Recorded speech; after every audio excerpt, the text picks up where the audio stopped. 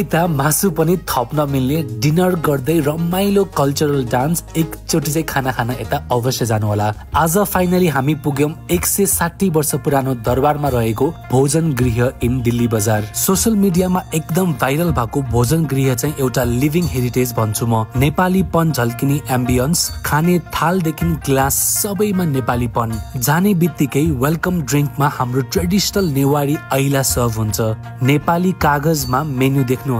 Menu फेरि कस्तो छ भन्दा स्टार्टर्स, मेन कोर्स अनि डिजर्ट भएको सेट मेन्यु। बिस्तारै तपाईँ रिल्याक्स भएर बसेपछि बिस्तारै बिस्तारै मकै, भटमास, तारेको आलु अनि तातो momo as a starter serve हुन्छ। नाम भोजन गृह एउटा नेपाली भोजमै आएको एक्सपिरियन्स। नाच गान, नेपालको डिफ्रेन्ट कल्चर हाइलाइट गरेर पर्फर्मेन्स हुन्छ।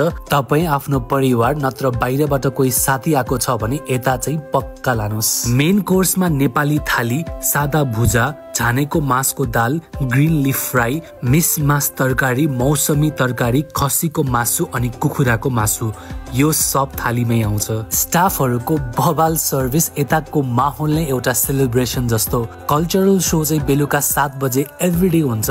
अब त्यही टाइममा मिलाएर डिनरलाई जानु होला। प्राइस चाहिँ पर पर्सन 2900 इन्क्लुडिङ भ्याट।